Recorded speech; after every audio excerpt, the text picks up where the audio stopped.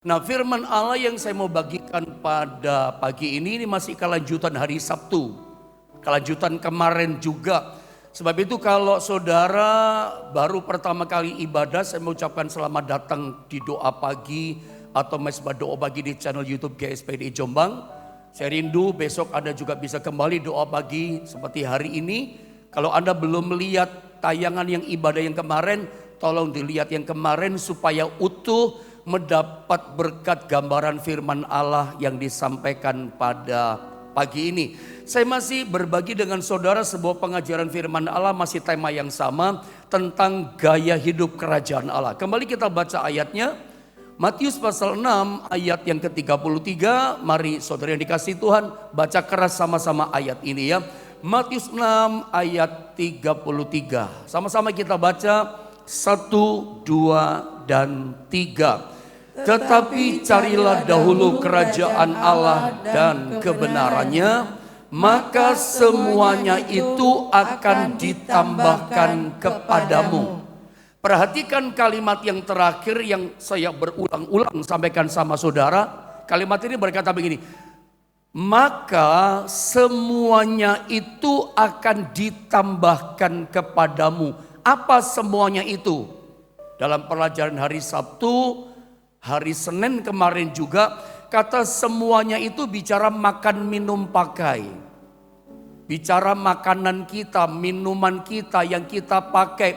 Ini bicara rumah, bicara kebutuhan kita, bicara motor, bicara mobil, bicara kendaraan. Bicara semua yang menunjang kehidupan kita, yang kita perlukan dalam hidup kita di dunia ini. Dikatakan semuanya itu dikatakan ditambah oleh Tuhan.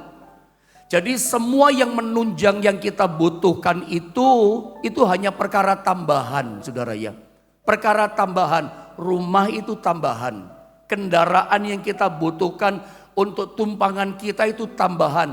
Materi, uang, kekayaan, posisi, kedudukan, jabatan yang naik. Ya, itu semua cuma tambahan. Omset, rezeki yang kita butuhkan. Saya mau ingatkan, itu semua tambahan dan Alkitab katakan kepada kita, semua dijamin, pasti ditambah-tambahkan oleh Tuhan. Asal kita ngerti kuncinya. Kuncinya di kalimat yang pertama. Carilah dahulu.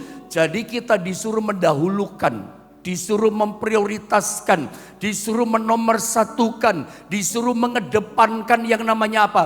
Kerajaan Allah dan kebenarannya. Pentingkan kerajaan Allah dibandingkan yang lain. Biarlah yang nomor satu tetap jadi nomor satu, jangan dirubah jadi nomor dua. Jangan sampai tambahan yang jadi nomor satu. Makanya gak heran, kenapa gini loh saudara ya, kalau kehidupan kita saat ini sebagai anak-anak Tuhan, sorry maafkan saya, kalau saya harus berkata terus terang, pengajaran firman yang saya sampaikan, saya lepaskan sama saudara, saya mungkin tidak perhalus atau saya tidak tutup-tutupi dengan kata-kata saya. Maafkan kalau saya katakan, kalau kehidupan kita sebagai anak Tuhan sekarang masih keteteran ya soal perkara-perkara tambahan, hidup kita, keseharian kita masih keteteran dengan perkara-perkara tambahan, makan, minum, pakai, materi masih keteteran. Maafkan, jangan-jangan kita ini hidup kita dikuasai sama yang tambahan. Yang kita nomor satukan tambahan, yang nomor satu harus tetap jadi nomor satu. Nanti kemudian nomor dua ditambahkan sama Tuhan. Yang dicari orang itu tambahan. Yang dikejar orang dunia ini tambahan. Itu akan ditambahkan sama kita. Asal nomor satu kita dahulukan apa? Pentingkan kerajaan Allah. Cari dahulu kerajaan Allah dan kebenarannya. Mungkin saya nggak berputar bicara panjang di sini. Jadi Tuhan tahu kesiapan hati kita. Kalau hati kita, hidup kita sebagai anak Tuhan, Tuhan tahu loh. Kalau kita masih dikuasai sama tambahan, yang kita pentingkan tambahan, ya Tuhan gak tambah-tambahkan yang tambahan ini sama kita. Tuhan tahu kok. Saya boleh tidak tahu hati orang, tapi Tuhan tahu hati setiap kita. Kadarnya hati kita sama Tuhan, Tuhan tahu. Sampai Tuhan tahu katakan ini, siap hatimu ya mementingkan kerajaan Allah. Maka yang tambahan tadi yang saya katakan itu pasti ditambah-tambahkan sama Tuhan. Anda tidak akan dijamin, Tuhan yang katakan tidak akan keteteran lagi gitu. Makanya siapkan hatimu, jangan sampai nanti sukses diberkati dengan perkara tambahan ini lalu Anda jadi melupakan Tuhan. Jadi Tuhan tahu kesiapan hati. Saya berdoa lewat firman Allah ini menyiapkan hati kita untuk jadi anak-anak Tuhan yang bisa mementingkan kerajaan Allah. Nah, bagaimana caranya yang tambahan ini ditambahkan oleh Tuhan? Sederhana, nomor satu kan kerajaan Allah. Carilah dahulu kerajaan Allah dan kebenarannya. Saya udah bicara panjang lebar sama saudara kemarin. Nah, maksudnya mengutamakan kerajaan Allah dan kebenarannya itu kayak apa? Prakteknya, refleksinya seperti apa? Mengutamakan kerajaan Allah. Sehingga yang tambahan itu dijamin, pasti ditambah. Anda tidak keteteran lagi, itu dijamin firman. Kuncinya apa? Kerajaan Allah diutamakan. Itu maksudnya bagaimana sih? Nah ini kita perlu tahu. Itu artinya begini. Kalau Anda udah ketemu kerajaan Allah, Anda masuk dalam kerajaan Allah, Anda menemukan namanya sistem di kerajaan Allah. Kerajaan Allah dan kebenarannya itu sebetulnya adalah cara hidupnya. Ya, mentalitasnya kerajaan Allah, nilai-nilai hidup kerajaan Allah itu menguasai kita. Sebab kalau kita masuk dalam sistem kerajaan Allah, kita pasti ketemu sama rajanya. Siapa? Yesus rajanya, Tuhan kita rajanya. Nah, ketika kita masuk benar-benar lebih dalam kerajaan Allah dan kebenarannya, kita harus menjadikan Dia itu Tuhan kita, menjadi raja kita. Kita rela benar-benar menghambakan diri kita, bahkan rela hidup kita dikuasai sama Dia, sama raja kita. Benar-benar rela kita itu menghamba sampai dikuasai hidup kita. Nah, saya cepat menukik pada inti masalah. Kita itu menghambakan, menundukkan diri sampai bagian apa? Coba kita lihat screen gambar ini. Apa yang harus kita tundukkan dalam hidup kita, dalam diri kita? Ya, yang pertama adalah tubuh kita, ya, jiwa kita, sampai roh kita. Secara tidak langsung kita belajar tentang pelajaran tentang tubuh, jiwa, roh. Kemarin saya sempat sentuh bahwa yang paling sulit ditundukkan, diserahkan kepada Tuhan, itu bagian tubuh. Gini loh saudara ya, mungkin dari awal saya kasih dasar ya. Tahukah saudara, ketika kita percaya pada Yesus, darah Yesus menyucikan hidup kita, kita lahir baru menjadi manusia baru. Pertanyaan saya, yang dibaharui itu bagian mana di antara tubuh, jiwa, roh? Saya mau kasih tahu, yang dibaharui hanya bagian roh kita saja. Ingat, ketika seorang Kristen anak Tuhan mengalami yang namanya kelahiran baru, disebut dia menjadi manusia baru. Ingat, yang berubah baru itu hanya rohnya saja. Pertanyaan saya, apakah tubuhnya jadi baru? Enggak. Manusia baru itu rohnya yang baru. Lahir baru itu rohnya yang dibaharui. Tubuhnya apakah baru? Berubah jadi baru? Tidak. Tubuhnya tetap tubuh yang lama. Tubuh yang baru itu maksudnya gini. Tadi tingginya 150 cm. Apakah jadi baru setelah percaya pada Yesus menjadi 170 cm? Enggak kan? Begitu percaya pada Yesus, tubuh kita ya masih tubuh yang lama ini. Tetap tingginya ya sama gitu. Lalu apakah berikutnya saya bawa saudara. Ketika seseorang percaya pada Yesus gitu ya. Lalu apakah jiwanya jadi baru, berubah jadi baru? Enggak. Rohnya yang baru, jiwanya masih sama. Ya, makanya ada istilah manusia lama ya. Manusia lama bercokolnya di jiwa. Jiwa baru itu begini. Apakah ketika orang percaya pada Yesus jiwanya dibaharui langsung? Belum. Dibaharui itu gini jiwa itu. Apakah dia lalu jadi amnesia, jiwanya jadi baru gitu. Amnesia gini, lupa sama namanya. Kamu siapa namanya? Dia lupa. Rumahmu di mana? Dia lupa. Enggak kan? Begitu seorang lahir baru, jiwanya apakah dibaharui? Enggak, belum saudara, ya belum sampai ke sana. Makanya setan itu bermainnya di jiwa. Karena di jiwa ada 3 perkara kan. Saya mau terangkan dari depan ya. Ada yang namanya emosi. Itu suka disebut dengan yang namanya apa ya? Pikiran, saudara ya. Ada namanya kehendak, ada namanya perasaan. Nah, jiwa ini pun mesti ditundukkan. Ya, yang roh itu otomatis baru. Makanya ada Alkitab berkata roh berkehendak tapi tubuh ini lemah. Tubuh suka melawan. Yang paling sukar dan tidak mau ditundukkan itu bagian tubuh. Roh kita udah baru ketika percaya pada Yesus. Tubuh kita belum, jiwa belum. Makanya manusia lama itu bercokolnya di jiwa. Untuk bisa menguasai tubuh, jiwa itu di tengah-tengah, saudara ya. Saya ingin pelajaran ini Anda mesti mengerti pada bagian ini. Ya, makanya manusia lama itu adanya di jiwa. Untuk bisa menguasai tubuh harus menguasai jiwa. Makanya jiwa itu mesti diperbaharui hari demi hari. Makanya ada istilah karakter Kristus, mentalitas Kristus. Itu di jiwa yang dibaharui. Jiwanya mesti jiwa Kristus, sifatnya mesti sifat Kristus. Itu di jiwa yang dibaharui. Nah, saya ingin gaya hidup kerajaan Allah itu ada pada kita, gaya hidup. Mungkin saya ngomong banyak hal sama saudara pagi ini tentang hal ini. Coba kita lihat kenapa tubuh ini susah dikuasai. Yang pertama begini, Roma 12. Makanya Paulus berkata begini dalam Roma pasal yang ke-12 ayat yang pertama. Sama-sama kita baca, mari kita berangkat dari sini saja, ini firman Allah ya.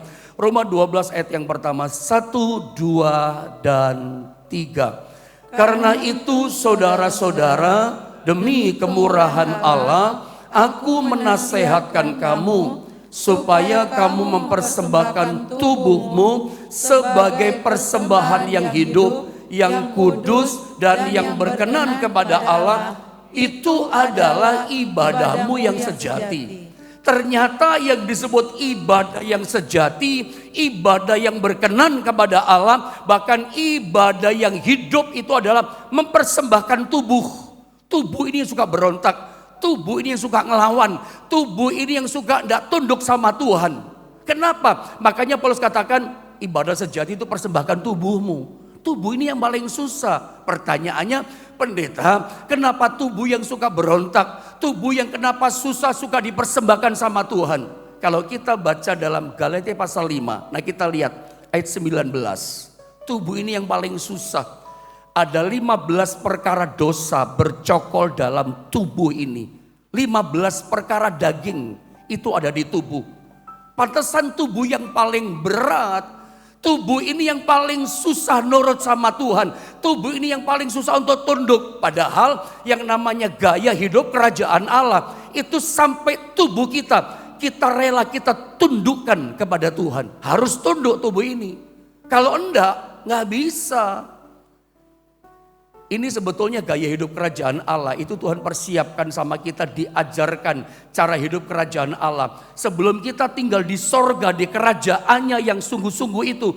Gaya hidupnya itu harus ada dalam hidup kita. Nilai-nilai kerajaan, tabiat kerajaan itu ada kita hidupi dalam hidup kita. Sehingga kita layak masuk kerajaan sorga. Kalau enggak bisa. Makanya sampai tubuh ini pun mesti dilatih. Ya. Dan memang paling sulit, coba saya baca ayat ini, perhatikan ya. Kenapa tubuh yang paling susah ditundukkan nurut sama raja kita? Galatia pasal 5 ayat 19 dikatakan begini. Perbuatan daging telah nyata, yaitu apa? Percabulan, kecemaran, hawa nafsu, penyembahan berhala. Lihat, sihir, perseteruan, perselisihan, iri hati. Iri hati itu nomor 8. Saudara ya. Amarah, kepentingan diri sendiri, percideraan, roh pemecah, apalagi kedengkian, banyak ya, kemabukan, pesta pora dan sebagainya. Perhatikan, terhadap semuanya itu kuperingatkan kepadamu, seperti yang telah kubuat dahulu, bahwa barang siapa melakukan hal-hal yang demikian perkara daging, ia tidak akan mendapat bagian dalam kerajaan Allah. Kalau tubuh kita tabiatnya daging, jangan berharap tinggal di kerajaan Allah. Kerajaan Allah dalam ayat ini bicara tempatnya. Gak mungkin kita bisa tinggal di kerajaannya di sorga, tinggal selamanya di sana. tinggal di dunia sementara, tapi tinggal di kerajaan Allah itu selama-lamanya. Tapi tabiat kerajaan Allah mesti ada pada daging kita. Bagaimana caranya? Daging kita mesti tunduk sama raja kita. Mesti punya daging ini nurut pada perintah-perintahnya raja, saudara ya. Tidak boleh ada tabiat daging, ada 15. Kemarin saya sempat singgung, nomor 8 itu iri hati. Kalau dibikin lingkaran, ya sentrumnya itu iri hati. Kemarin saya bilang, ini 15, coba nanti setelah ibadah Anda periksa. Apakah betul ada 15 perkara daging yang ada di tubuh kita. 15 perkara dosa. Itu sentrumnya iri hati. Dia punya 7 kakak, punya 7 koko, punya 7 titi, punya 7 adik. Ada 7 di bawah. Makanya iri hati di tengah. Dia menimbulkan apa? Perbuatan, menimbulkan percabulan. Itu iri hati. Kecemaran, hawa nafsu. Menimbulkan kedengkian, kemabukan dan segala macam. Perselisihan, pertengkaran. Itu iri hati sumbernya. Ada 15 perkara dosa. Saya ulang, yang paling sukar ditundukkan itu adalah perkara ini, daging ini, saudara. Daging itu susah mati. Daging itu lama matinya, tidak gampang. Contoh yang paling mudah saya tunjukkan sama saudara, daging kita susah mati. Saya pernah sampaikan cerita ini sama jemaat di Jombang. Anda pernah nggak lihat orang sembelih ayam? Ya, waktu saya kecil itu kalau potong ayam, papi saya sendiri yang potong ayam. Itu saya perhatikan, ayam itu ya, itu kalau dipotong lehernya, maaf ini cerita pagi-pagi begini ya, itu saluran nafas udah putus ayam itu. Begitu dilempar ke tanah, pertanyaan saya, apakah ayam itu langsung mati? Enggak loh. Saya lihat, itu ayam udah dipotong lehernya, saluran nafas udah dipotong, udah putus maksud saya. Dilempar ke tanah, nggak langsung mati. Butuh 5 menit kemudian baru ambruk. Nggak langsung mati, masih kelepak sayapnya. Anda bertanya, kenapa ayam kok kelepak-kelepak? Karena itu kebiasaannya dia sudah bertahun-tahun, saudara ya. Begitu bangun pagi, ayam itu langsung sayapnya kelepak. Lalu ada bunyi kukuruyuk, iya kan saudara ya. Ayam kan gitu kan kebiasaannya. Tapi karena saluran nafasnya udah putus, kukuruyuknya udah hilang, tinggal kelepak-kelepeknya. Kenapa? Kebiasaannya dia bertahun-tahun. Bahkan gak langsung mati loh. Itu masih lari-lari. Anda tanya kenapa masih lari-lari? Perhatikan ya, ayam dipotong itu gak langsung ambruk mati. Masih muter lari-lari. Kenapa lari-lari? Ya kebiasaan ayam tiap hari kan lari-lari. Kejar-kejar babon saudara ya. Lari terus. 5 menit kemudian brek baru mati dia. Gak langsung mati loh. Saya pernah baca sebuah artikel, saya bandingkan sama kecoa. Begitu di kamar mandi atau di lokasi ruangan rumah saudara ketemu kecoa, Anda injek itu kecoa. Atau Anda pukul dengan sesuatu itu kecoa. Apa yang Anda lihat? Kecoa gak langsung mati loh. Anda biarin 2 jam kemudian Anda lihat masih gerak-gerak kakinya. Betul apa tidak? Masih gerak kakinya. Saya baca di sebuah artikel yang namanya kecoa itu total, betul-betul mati total. Itu dikatakan artikel dalam survei penyelidikan. Itu butuh waktu 3 hari. Mati total itu kecoa. Lama ya saudara ya. Pertanyaan saya, kira-kira kita di jenis yang mana? Yang mudah mati dagingnya atau yang lama matinya? Daging ini susah mati saudara ya. Saya teringat sebuah cerita, satu kali seorang murid bertanya sama gurunya, "Guru, mati itu artinya apa?" Untuk saya jelaskan sama saudara, mati daging itu apa sih? Gurunya ngomong gini, kebetulan ada orang barusan mati. Lalu gurunya berkata sama muridnya, "Kamu pergi ke kuburan orang yang barusan mati, tempelkan mulutmu di batu nisan orang mati itu, dan kamu maki-maki orang barusan mati itu. Kamu ngomong sesukamu." Muridnya pergi ke kuburan, tempelin mulutnya di batu nisan. Dia mulai maki-maki yang mati. Kebetulan namanya Susi. Maaf kalau yang namanya Susi, maaf saudara ya. Cuman ngomong kan, cuman ceritakan. Susi, lu gembrot. Lu cerewet waktu lu hidup. Macam-macam makian. Gak ada jawaban, dia balik ke gurunya. Gurunya tanya, "Apa yang kamu lihat di sana, yang kamu dengar di sana?" Gak dengar apa-apa, diam saja yang mati.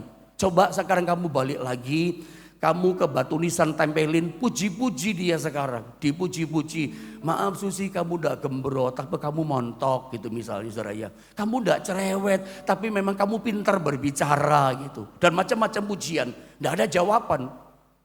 Nggak mungkin kan orang mati, sudah mati ya mati, nggak mungkin jawab. Memangnya aku harus jawab wow gitu, nggak ada kan saudara ya. Balik lagi ke gurunya, gurunya tanya, apa yang kamu dengar? Nggak dengar apa-apa, dimaki-maki nggak jawab. Ya, bahkan dipuji pun diem, itu namanya mati.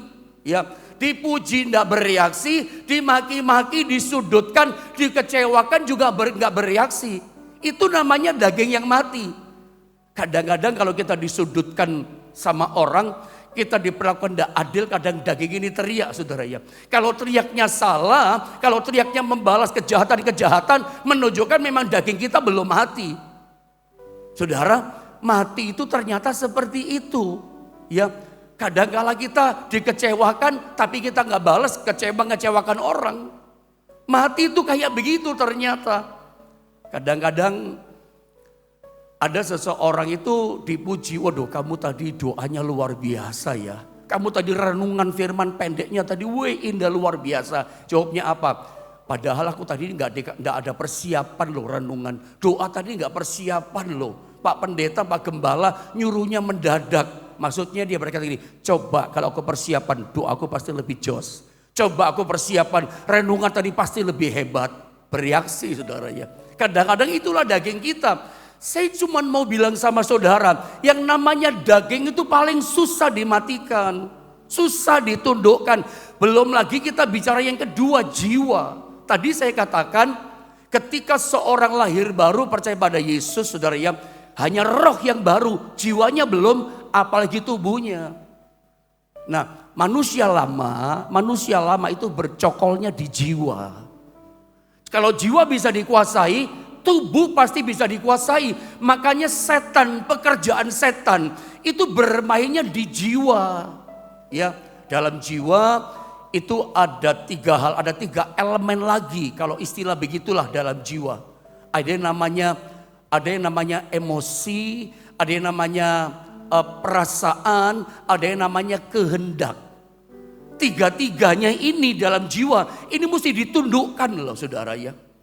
Saya kalau misalnya mengajar firman kepada jemaat, mau dalam gereja besar, gereja kecil sama saja. Saya pasti menatap orang yang di depan, bahkan sampai belakang. Walaupun saya nggak lihat wajahnya, tapi saya pasti menatap ke depan.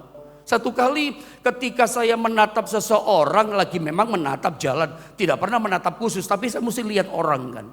Satu kali ketika saya menyampaikan mengajar firman, saya begitu menatap lewat begitu kepada seseorang ibu. Dia tajam gitu. Karena memang ketika mendengar firman, jiwa pun mesti ikut loh. Itu kelihatan kok. Emosi mesti ikut, perasaan mesti ikut. Karena emosi itu enggak gampang loh. Kadang Anda lihat ya, kalau orang mendengar firman saudara ya, lalu tiba-tiba firman belum selesai, dia udah meneteskan air mata. Itu apa sih? Itu perasaannya dijamah, itu emosinya dijamah sama Tuhan. Sampai dia meneteskan air mata. Mungkin ada sesuatu yang melawat di hidupnya. Dan kadang-kadang Anda pernah lihat gak film Avenger namanya Hulk? Hulk itu saudara ya. Itu kan raksasa hijau itu. Itu kalau sudah emosinya luar biasa, semuanya hancur. Bagaimana cara membaharui emosi? Sebab ketika manusia lahir baru cuman rohnya yang baru. Jiwanya belum. Jiwa ini mesti dibaharui. Makanya sampai serupa seperti Kristus, itu sampai punya karakter Kristus. Nah, karakter Kristus itu bukan cuma roh saja yang baru. Jiwanya ini ada karakter. Ya, emosinya dibentuk sampai punya emosi karakter seperti Kristus. Jangan seperti Hulk. Bagaimana caranya? Emosi dibaharui. Lewat hadirat Allah, lewat firman yang menjamah emosi kita. Itu bisa berubah. Ya, tidak jadi kayak Hulk lagi saudara ya. Emosi itu jadi membaharui emosi itu lewat apa? Lewat hadirat Allah. Yang menyentuh sampai emosi kita. Lewat firman yang mengubah kita. Ya, sampai seperti itu kita diubah sama Tuhan. Sampai makanya orang beribadah itu emosinya itu mesti ikut. Kelihatan ya dari cara dia mendengar firman. Anda mau dibaharui atau tidak gitu ya. Kadang ada orang ibadah itu enggak ada kesungguhan loh saudara ya. Kalau ngomong ibadah sedikit ya. Jadi saya diingatkan Tuhan ngomong ibadah ya. Gaya hidup kerajaan Allah itu salah satunya gaya ibadah juga ya. Ada orang pada waktu datang ibadah, dia pikir yang penting ibadah itu firman Tuhannya saja. Makanya ketika dia datang ibadah itu agak telat-telat. Karena dia pikir ibadah yang penting firman Tuhannya saja. Makanya begitu pujian mau selesai dan firman mau diberitakan, dia baru masuk, dia baru datang. Karena bagi dia yang penting firman Tuhannya. Begitu firman Tuhan selesai diberitakan, dia langsung keluar. Bisa begitu saudara ya. Karena bagi dia penting firman Tuhannya. Apakah doa berkat gak penting? Doa penting semua loh. Tapi ada juga orang yang gaya hidup kerajaan, gaya hidup ibadahnya begini. Yang penting puji-pujiannya saja. Allah bertata di tengah-tengah pujian umatnya. Puji-pujian, wah semangat luar biasa. Waktu puji-pujian dia berikan yang terbaik buat Tuhan. Begitu selesai pujian, dia keluar ruangan ibadah. Dia keluar selesai ibadah. Kalau di gereja mungkin dia makan bakso. Atau mungkin dia ngobrol sama orang di depan. Nanti selesai firman, dia baru masuk. Atau ada orang ketiga gaya ibadahnya aneh. Yang penting adalah doa berkat. Ada loh, orang seperti itu keyakinannya doa berkat yang penting. Ya, makanya puji-pujian kurang semangat. Dengar firman Tuhannya sedikit-sedikit agak ngantuk. Nanti ditanya apa firmannya? Gak tahu tadi apa pendeta ngomong. Firman Tuhan ngantuk-ngantuk. Begitu mau doa berkat, mari kita berdiri angkat kedua tanganmu. Terimalah berkat. Wah cepat-cepat semangat diangkat. Dia angkat kedua tangannya. Karena dia yakin, berkat akan sungguh-sungguh tercurah dalam kehidupanku. Saya mau bilang sama saudara, gak seperti itu. Ibadah yang ada kita ikuti itu ibadah itu satu paket. Saya ulang saudara, yang namanya ibadah itu satu paket. Dari awal, pertengahan sampai akhir. Ibadah itu satu paket. Dari mulai pujian kita persembahkan syukur sembah kita yang terbaik buat Tuhan. Apalagi firman itu Tuhan sampaikan pesan kepada kita. Dan kedua berkat dicurahkan dalam hidup kita. Bagaimana kita ngimpi dapat berkat. Kalau kita cuma separuh-separuh. Saya berharap ada bisa nangkep ini. Ibadah itu saudara ya, memang betul-betul semua mesti tunduk ya. Roh itu otomatis tunduk, jiwa mesti tunduk, tubuh juga. Memang kalau jiwa sudah nurut saudara ya, emosi kita terkendali, perasaan kita pun ikut, sampai namanya kehendak. Ya, kehendak ini juga agak susah ditundukkan. Jadi dalam jiwa itu ada emosi, ada perasaan, ada kehendak. Ingat, kita manusia diciptakan dengan kehendak bebas. Betul apa tidak? Free will. Pilihannya ada pada kita. Makanya kehendak ini hanya bisa dibaharui dengan apa? Kehendak ini hanya bisa dibaharui dengan menyangkal diri. Lukas 9 ayat 23 berkata begini. Barang siapa hendak mengikut aku, dia harus menyangkal dirinya. Menyangkal apa saudara ya? Kehendaknya. Ya, yang dia kehendaki disangkal kalau gak sesuai dengan kehendak Tuhan. Ya, dengan cara memikul salib, menyangkal diri, baru kamu mengikut aku. Membaharui kehendak itu dengan menyangkal diri. Kadang-kadang kita pikir, nanti aja deh, mau firman aja deh masuknya. Atau setelah dengar firman, keluar saja deh. Kadang-kadang kita kehendak sesuka yang kita mau. Gak bisa begitu. Hal yang rohani gak bisa dikira-kira. Hal yang suci, hal yang ilahi, hal yang bersifat tentang kerajaan Allah. Itu gak bisa pakai kehendak kita. Harus pakai kehendak Tuhan. Kehendak kita pun harus tunduk pada kehendak Raja kita. Dan memang caranya membaharui kehendak kita harus pakai Lukas 9:23. Menyangkal diri. Nah, emosi kita itu hanya bisa dibaharui dengan apa? Dengan hadirat Allah. Sampai perasaan kita itu hanya dengan disentuh dengan lawatan Allah. Itu berubah. Sampai punya tabiat baru. Hidup tidak sesuka yang kita mau. Orang Jawa punya bahasa sakarepe dhewe ndak. Sampai jiwa kita pun tunduk pada kehendak Tuhan. Kalau jiwa sudah pada tunduk sama kehendak Tuhan, tubuh ini ngikut saudara ya. Tubuh yang banyak 15 perkara dosa itu otomatis ikut karena jiwanya udah dibaharui. Terutama bagian kehendak tadi loh. Yang sesuka-suka yang kita mau. Bisa menyangkal diri. Daging pun ikut. Hatiku dan dagingku akan bersorak-sorak kata Daud. Kalau daging bisa bersorak itu karena jiwanya sudah ikut sama Tuhan. Oh ini penting saudara ya pelajaran ini. Roh itu otomatis nurut, roh udah dibaharui. Bagaimana dengan yang namanya jiwa kita? Ya, bagaimana dengan tubuh kita? Saya berharap pada pelajaran bagian ini, yang namanya cari dahulu kerajaan Allah dan kebenarannya, itu ternyata dari mulai tubuh itu kita tundukkan sama Tuhan. Kita bawa tubuh ini kepada Tuhan.